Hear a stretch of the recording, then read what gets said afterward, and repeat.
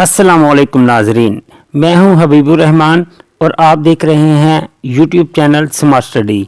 नाजरीन, अगर अभी तक आपने हमारा चैनल सब्सक्राइब नहीं किया तो आपसे गुजारिश है कि चैनल को सब्सक्राइब कर लें।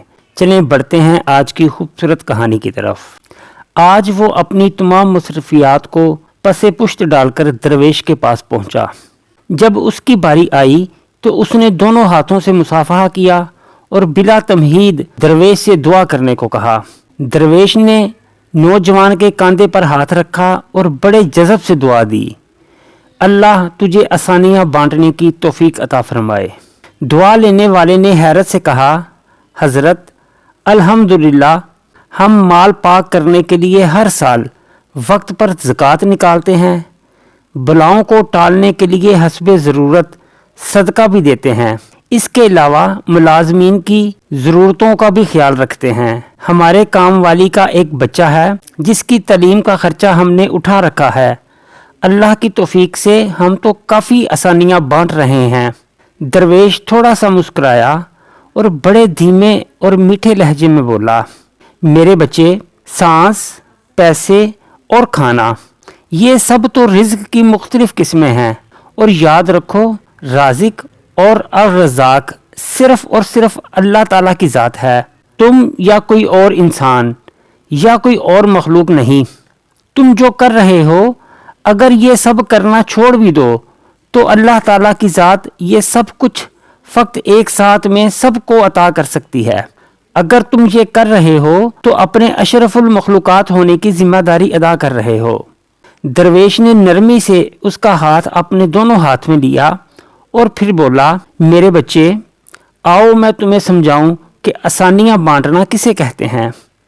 कभी किसी उदास और मायूस इंसान के कंधे पर हाथ रखकर पेशानी पर कोई शिकन लाए बगैर 1 घंटा उसकी लंबी और बेमकसद बात सुनना आसानी है।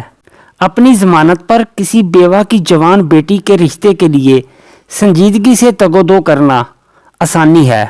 सुबह दफ्तर जाते हुए अपने बच्चों के साथ मोहल्ले के किसी यतीम बच्चे की स्कूल ले जाने की जिम्मेदारी लेना, ये आसानी है।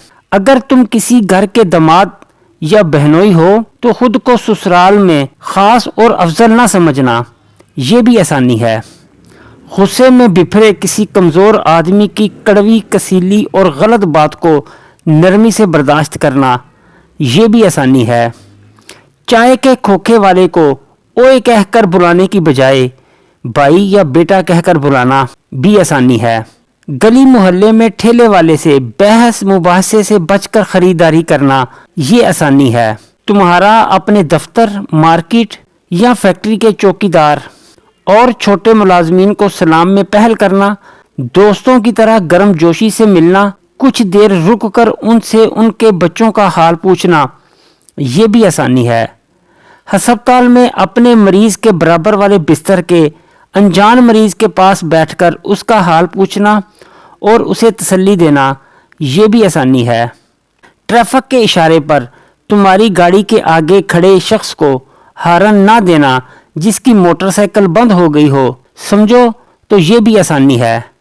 दरवेश ने हैरत में डूबे नौजवान को शफकत से सर पर हाथ फेरा और सिलसिला कराम जारी रखते हुए दोबारा मतवज्जा करते हुए कहा, बेटा, तुम आसानी फैलाने का काम घर से क्यों नहीं शुरू करते?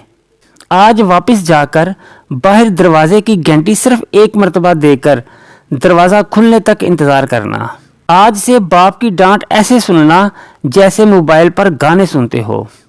आज से माँ की पहली आवाज़ पर जहाँ कहीं हो फ़ौरन उनके पास पहुँच जाया करना। अब उन्हें तुम्हें दूसरी आवाज़ देने की नौबत ना आए। बहन की ज़रूरत उसके तकाजा और शिकायत से पहले पूरी कर दिया करो। आइंदा बीवी की गलती पर सबके सामने उसको डांट डपट मत करना। सालन अच्छा ना लगे तो दस्तरख्वान पर हरफ़े शिकायत बुलंद ना करना। कभी कपड़े ठीक इस्त्री ना हो तो खुद इस्त्री दुरुस्त कर लेना। मेरे बेटे, एक बात याद रखना, जिंदगी तुम्हारी मोहताज नहीं, तुम जिंदगी के मोहताज हो। मंजिल की फिक्र छोड़ो, अपना और दूसरों का रास्ता आसान बनाओ। इंशाअल्लाह ताला मंजिल खुद ही मिल जाएगी।